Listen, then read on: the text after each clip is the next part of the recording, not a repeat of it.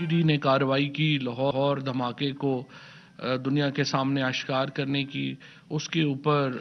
مبارکباد دی ہے تمام افسران کو اور ہمارے انٹیلیجنس کے جو تمام شعبے سے وابستہ اور پنجاب پولیس اور سی ٹی ڈی کے جو لوگ تھے جنہوں نے بڑی محنت سے اور جانفشانی سے بھارت کا اتنا بڑا نیٹ ورک جو ہے اس کو ایکسپوز کیا۔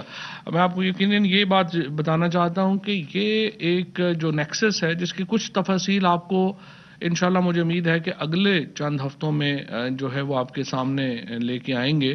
جس میں آپ کو بڑے واضح طور کے اوپر نظر آئے گا کہ جو اکاؤنٹس ہیں، جو لوگوں کے نام ہیں، دہلی سے جن بینکس سے ذریعے وہ پیسے ٹرانسفر ہوئے، یہ تمام تفصیلات بھی آپ کے سامنے آئیں گی۔ کابینہ نے بڑی اس کے اوپر تسلی کا اظہار کیا ہے، اور یہ کلبھوشن جادیو کے بعد دوسرا سب سے بڑا دہشت گردی کا نیٹ ورک تھا انڈیا کا جو پاکستان میں ایکسپوز ہوا ہے۔ اور اس کے ساتھ ساتھ ہم نے الحمدللہ بلوچستان میں بھی جو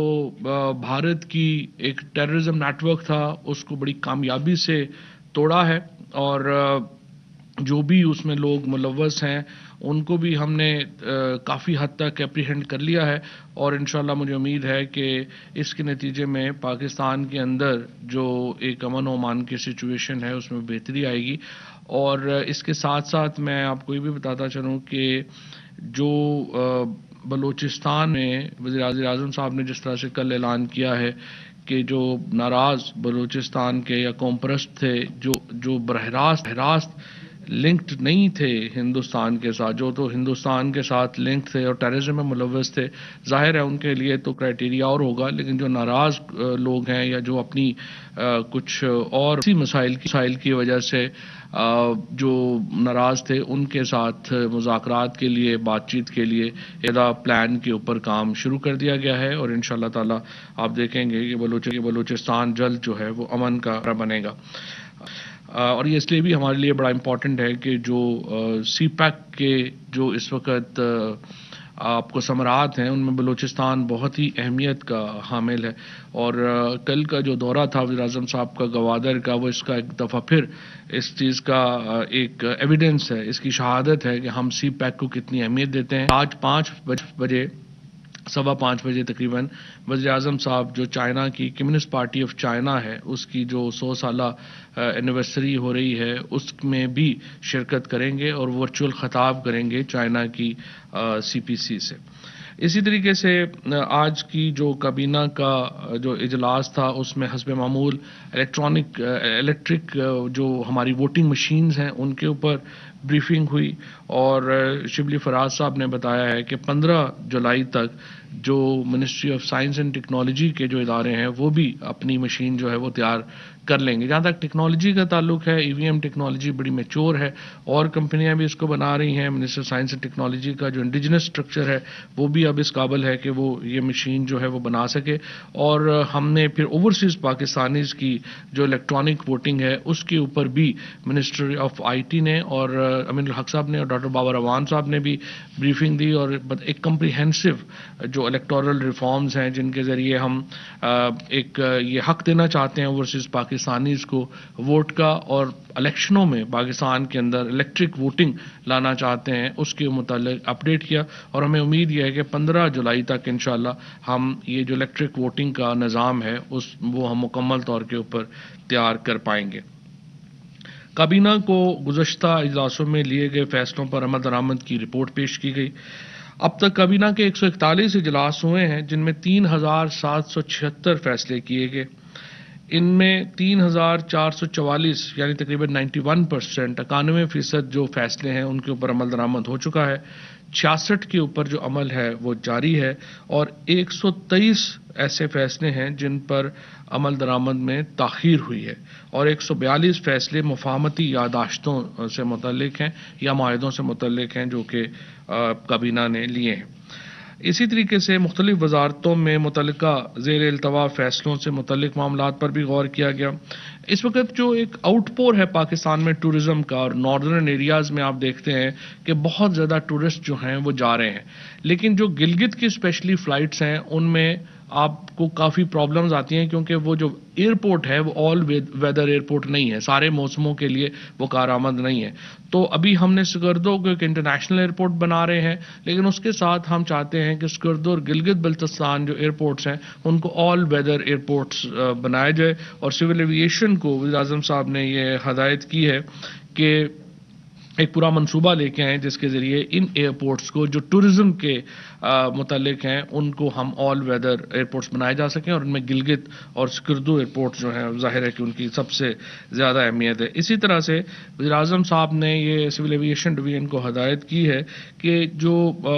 معذور افراد ہیں ان کو جہازوں میں اتارنے اور چڑھانے کے جو انتظامات ہیں ان میں خاطر خواہ بہتری لانے کی ضرورت ہے، اور انہوں نے اس میں تاکید کی ہے کہ اس کے اوپر جو ہے وہ آپ کارروائی کریں، اور جو معذور افراد ہیں ان کی جو بورڈنگ اور ڈی بورڈنگ ہے اس کو آپ اس کو غور سے دیکھیں اور کیا ہم بہتری لا سکتے ہیں. سرکاری ملازمتوں میں بہتری کے لیے شفاف اور قابل اعتماد ٹیسٹنگ نظام لانے کے حوالے سے وزیر اعظم صاحب نے ہدایت کی ہے. ہو یہ رہا ہے کہ ہم نے ٹیسٹنگ سروس جب شروع کی ملازمتوں میں تو اس میں بہت سارے جو ٹیسٹنگ سروسز ہیں وہ معیار کے مطابق نہیں تھے، اور اس کی وجہ سے ایک گلا پیدا ہو رہا تھا کہ ٹیسٹنگ سروسز ٹھیک نہیں ہیں. لہٰذا اب اس میں ارباب شہزاد صاحب کو،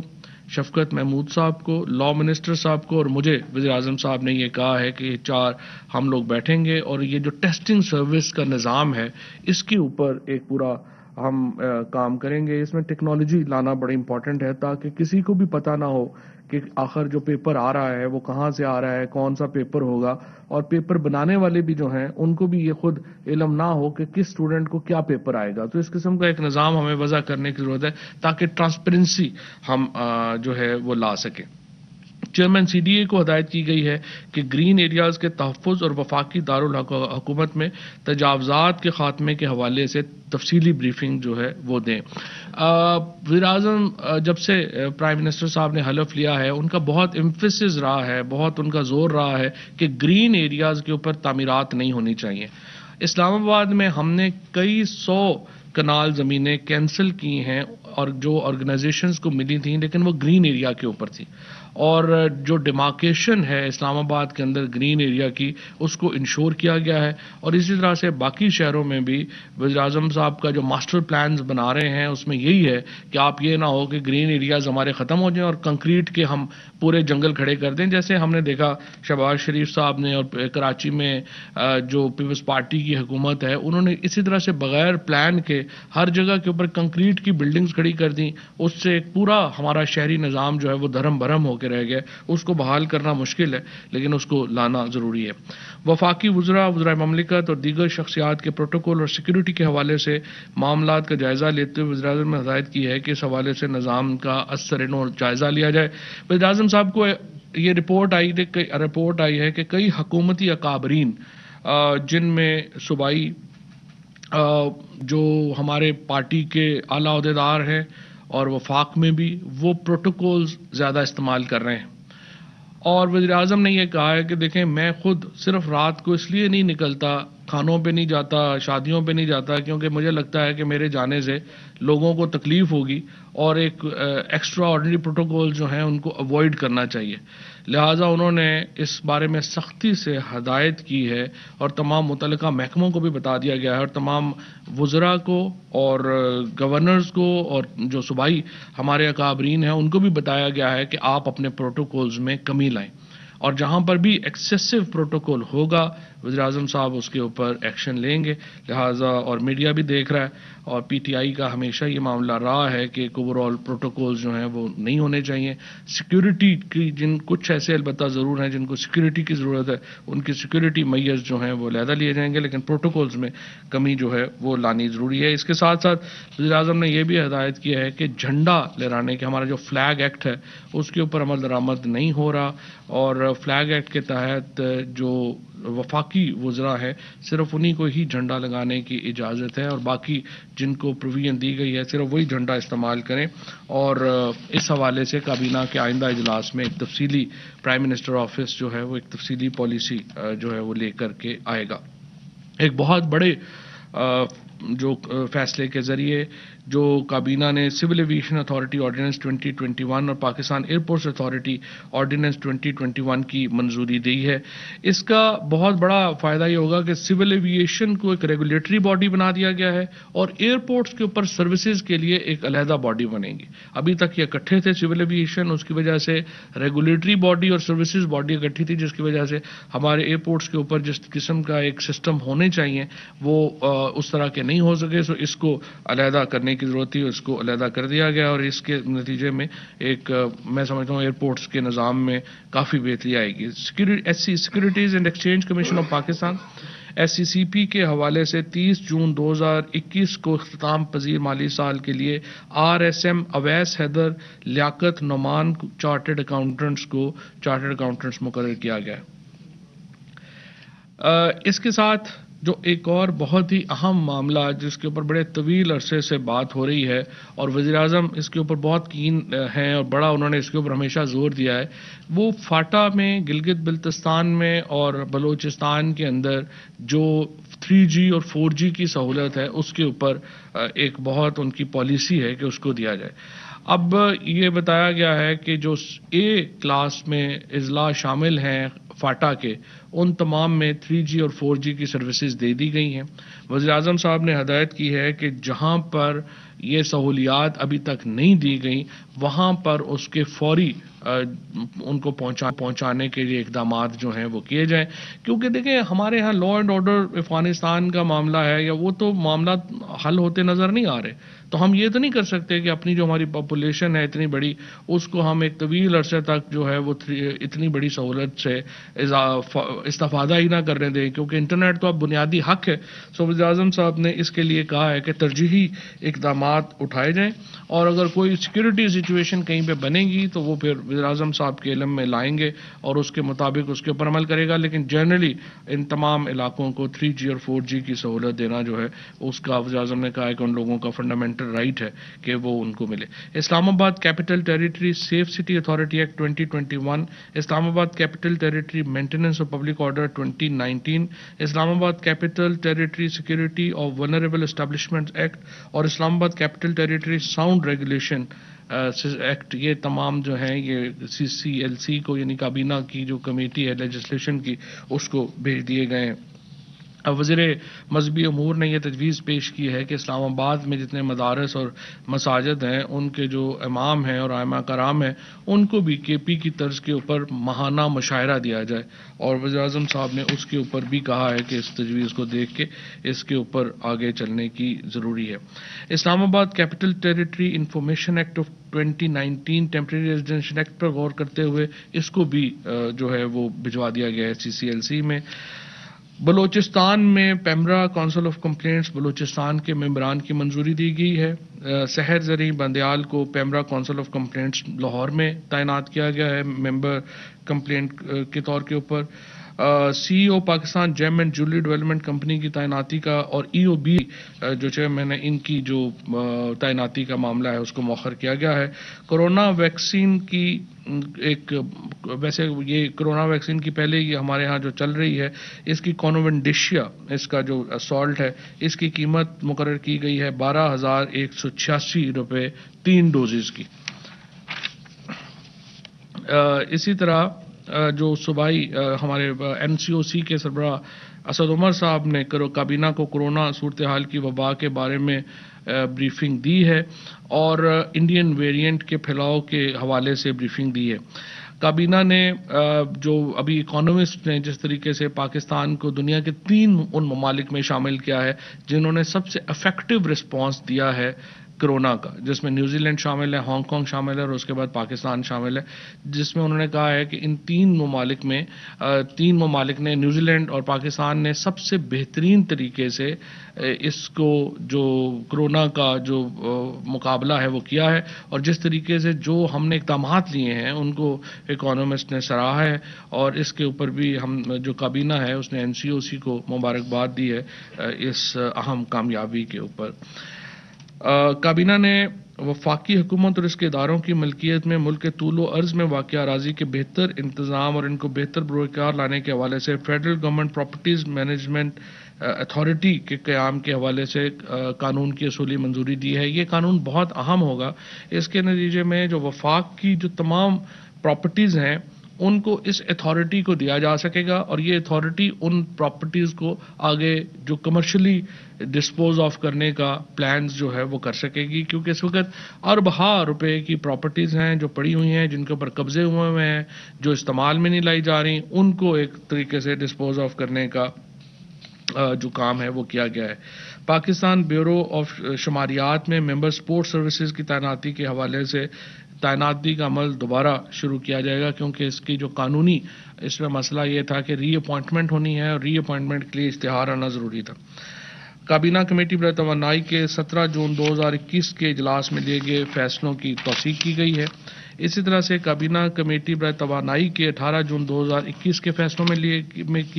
فیصلوں کی توثیق کی گئی ہے. کابینہ کمیٹی برائے توانائی کے 24 جون 2021 کے اجلاس میں لیے گئے فیصلوں کی توثیق کی گئی ہے. اسی طرح کابینہ کمیٹی برائے ادارہ جاتی اصلاحات کے 17 جون 2021 کے اجلاس میں لیے گئے فیصلوں کی توثیق کی گئی ہے.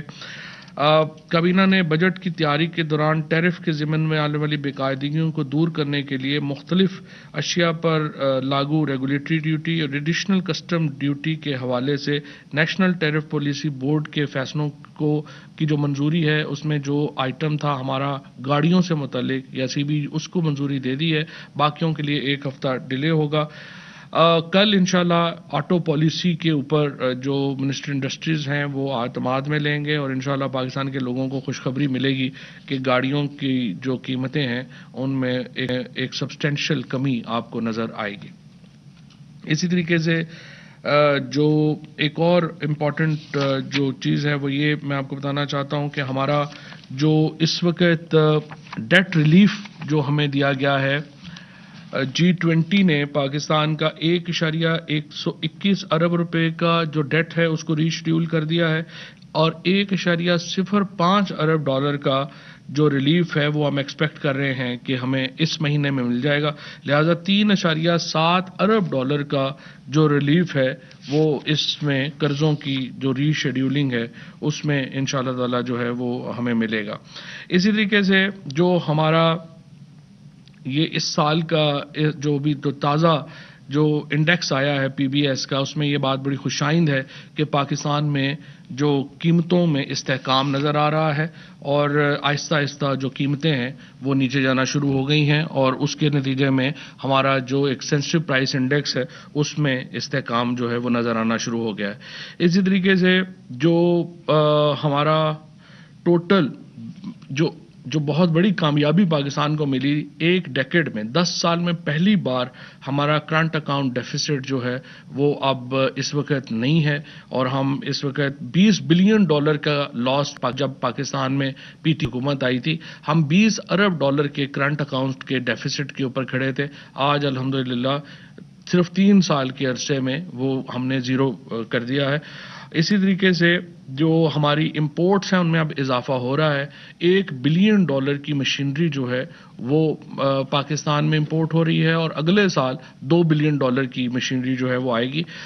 ہمارا جو ٹیکسٹائل سیکٹر ہے وہ تقریباً اس وقت اپنے آرڈرز کے اوپر 100% بک ہے. 2023 تک ہمارے جو ٹیکسٹائل سیکٹر ہے اس کے پاس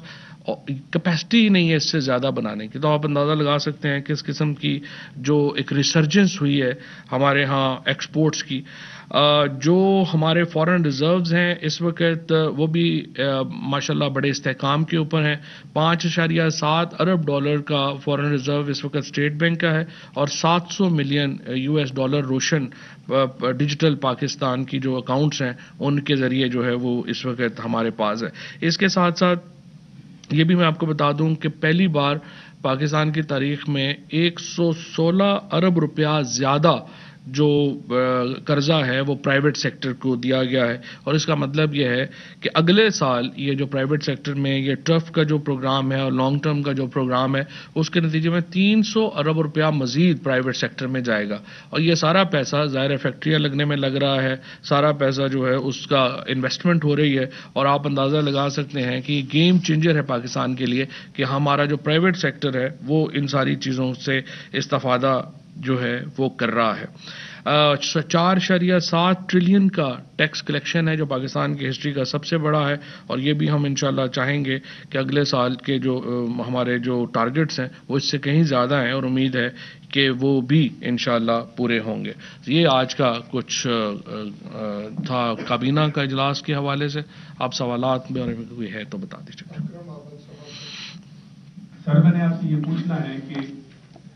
پرویز مشرف کے دور سے لے کر پیپلز پارٹی اور مسلم لیگ نون کے ادوار تک ایک لگایا جاتا ہے بلوچ ناراض بلوچ سے ہم نے بات چیت کرنی ہے۔ میں نے آپ سے یہ پوچھنا ہے کہ وہ ناراض بلوچوں سے کیا غیر مشروط بات چیت ہوگی، اور ان ناراض بلوچوں کی فہرست کا تعین کون کرے گا؟ سیکورٹی ادارے کریں گے یا وزیر اعلیٰ بلوچستان کرے گا؟ شکریہ۔ میں نے عرض کیا کہ اس کا ایجنڈا طے کیا جا رہا ہے اور تمام لوگ مل کے کرتے ہیں۔ حکومت کے فیصلے یہ نہیں ہوتے کہ کوئی ایک آدمی اٹھ کے کر دے گا، تمام ادارے اس میں شامل ہوتے ہیں اور ایک میکنزم ہے حکومت کا، اس کے مطابق عمل ہوتا ہے، انڈیویجول فیصلے نہیں ہوا کرتے۔ سر یہ فرمائیے گا، آپ نے ابھی کہا کہ جابس کے حوالے سے ٹیسٹنگ سروس جو سی ہے اس کو متعارف کرانے کے لیے کمیٹی بنائی گئی ہے، تو جو جابس اب تک آ چکی یا پروسیس میں ہے ان کو ہیلڈ کر دیں گے یا وہ کنٹینیو کرتی رہیں گی؟ نہیں، ابھی تک تو اسلام آباد ہائی کورٹ کا چونکہ فیصلہ ہے، انہوں نے یہ کہا ہے کہ جو جابز ہیں وہ تمام جو منسٹریز کی اپنا میکنزم ہے اس کے مطابق جاری رہیں، لیکن دیکھیں مسئلہ کیا آ جاتا ہے، مسئلہ یہ آ جاتا ہے کہ آپ میرٹ کو کیسے انشور کریں۔ مثلا میں آپ کو پی ٹی وی میں بتاؤں، یہاں پہ خورشید شاہ کمیٹی بنی، انہوں نے لوگوں کو ڈیلی ویجز کے اوپر بھرتی کیا، انہی کو ریگولر کر دیا، انہی کو پینشن دے دی۔ آپ مجھے بتائیں یہاں پہ کیا سسٹم ہوا؟ اور آپ نے سینکڑوں لوگ بھرتی کر لیے جن کے اوپر کوئی میرٹ نہیں ہے، کچھ نہیں ہے۔ الٹیمیٹلی پاکستان کے اندر یہ میڈیا کو یہ بھی سوچنا پڑے گا کہ یہ لوگ جو سارے اداروں میں بھرتی کیے جاتے ہیں ان کی تنخواہیں پاکستان کے لوگوں نے دینی ہے۔ دیکھیں میرے لیے بڑا آسان ہے، میں اپنے سارے محکمے میں ہر پولنگ اسٹیشن سے اٹھا کے 10 15 لوگوں کو نوکریاں دے دوں تو میں تو الیکٹیبل ہو جاؤں گا، لیکن ادارہ بیٹھ جائے گا۔ سو یہ جو سرکاری نوکریوں کے اوپر اسپیشلی جو پیپلز پارٹی کی ایک تباہ کن پالیسی ہے، اور ابھی آپ سندھ میں دیکھیں کیا ہو رہا ہے، ایگزیکٹلی یہی ریپلیکیٹ ہو رہا ہے، سارے ادارے بیٹھ کے آپ کو شروع کرنا پڑتے ہیں۔ تو جب تک آپ یہ سرکاری نوکری، اور پھر بعد میں فخر سے کہتے ہیں جی میرے پہ ریفرنس بنا ہے کہ سرکاری، جیسے وہ گھر سے پیسے دے رہے ہیں، پیسے ٹیکس پیئر دے رہا ہے اور کئی جا رہے ہیں جی نوکریاں ہم نے دے دی ہیں، اس طرح تھوڑی نوکریاں ہوتی ہیں۔ آپ نے ذکر کیا ہے افغانستان کے صورتحال کا، خدشہ یہ ظاہر کیا جا رہا ہے کہ اگر صورتحال خراب ہوئی تو 5 سے 7 لاکھ یا 10 لاکھ ریفیوجیز کے آنے کا 15 لاکھ 15 لاکھ۔ ایک تو یہ کہ کیا ان کو دروازے کھولے جائیں گے، آئیں گے؟ اگر آئیں گے تو ماضی کی طرح کھلے عام پاکستان میں پھریں گے، پورے پاکستان میں کارڈ بن جائیں گے، یا ان کو کوئی محدود کیا جائے گا؟ کیمپوں میں آئیڈینٹیفائی ہو چکا ہے کہ کہاں کہاں کیمپ بنائے جائیں گے، بارڈر ایریا میں بنائے جائیں گے یا شہروں میں بنائے جائیں گے؟ یہ ہمارا 2700 کلومیٹر کا بارڈر ہے افغانستان کے ساتھ۔ ہم نے کوشش یہ کی ہے کہ پہلے تو اس بارڈر میں کوئی تھا ہی نہیں، کوئی پتہ ہی نہیں تھا کہ بارڈر کہاں سے شروع ہوتا ہے کہاں پہ ختم ہوتا ہے۔ اب ہم نے وہاں پہ باڑ لگا دیا، 90% جو علاقہ ہے افغانستان کا اور پاکستان کا اب وہ باڑ لگی ہوئی ہے، اس کے اندر گیٹس بنائے گئے ہیں۔ کوشش ہماری یہ ہے کہ جو پاسپورٹ کا کسٹمز کا نظام جو باقی دنیا میں جس طرح ہوتا ہے اسی طریقے سے ہم یہاں پر بھی لے کر کے آئیں۔ اب یہاں پر جو اس وقت سچویشن ہے، ہم ایکسپیکٹ کر رہے ہیں کہ بالکل افغان ریفیوجیز جو ہیں وہ آئیں گے، اور اس کے لیے ہماری کوشش یہ ہے کہ ہم بارڈر ریجن کے 7 کیمپس بنائیں گے، اور کوشش یہ ہوگی کہ ہم بہت زیادہ جو اندر جو ہے وہ نہ آئیں۔ لیکن اس میں ہمارے مشکلات ہیں، مشکلات یہ ہیں کہ دیکھیے وہاں پہ لوگوں کی رشتہ داریاں ہیں، لوگوں کی گھر ہیں، یہاں پہ تو ہمارا تو کچھ اس طرح کا ہے کہ ایک فیملی ادھر رہ رہی ہے، دوسری فیملی ادھر رہ رہی ہے، لیکن اس کو مینیج کرنا ایک بڑا چیلنج ہوگا۔ اور پاکستان اسی لیے دیکھیں ہماری پوری یہ کوشش ہے کہ افغانستان کے اندر امن اور امان سے معاملہ طے پائے، اور ہم پوری کوشش بھی کر رہے ہیں، لیکن اگر وہاں پہ صورتحال خراب ہوئی تو پاکستان کو یہ بوجھ برداشت کرنا پڑے گا، اور اس کے لیے ہم انتظامات کر رہے ہیں۔ Thank you sir. سر میرا 2 پارٹ کوشچن ہے آپ سے۔ ڈے بفور یسٹرڈے غالباً جو پریس کانفرنس ہوئی تھی نیشنل سیکورٹی کے حوالے سے، اس میں بھی ہم بات کرنا چاہ رہے تھے لیکن ٹائم کم تھا۔ سر جو لوگ آپ نے پکڑے ہیں، کیا انہوں نے کوئی ایسے انکشافات کیے ہیں کہ وہ پاکستان کے دیگر شہروں میں بھی اس قسم کی تباہی مچانا چاہ رہے تھے، اور کیا گورنمنٹ آف پاکستان جو ہے وہ ایک دفعہ پھر کوئی ڈوزیت تیار کر رہی ہے؟ نمبر 1۔ دوسرا سر، جو کشمیر کا الیکشن قریب آ رہا ہے تو اپوزیشن نے اور خاص طور پہ پاکستان مسلم لیگ نون نے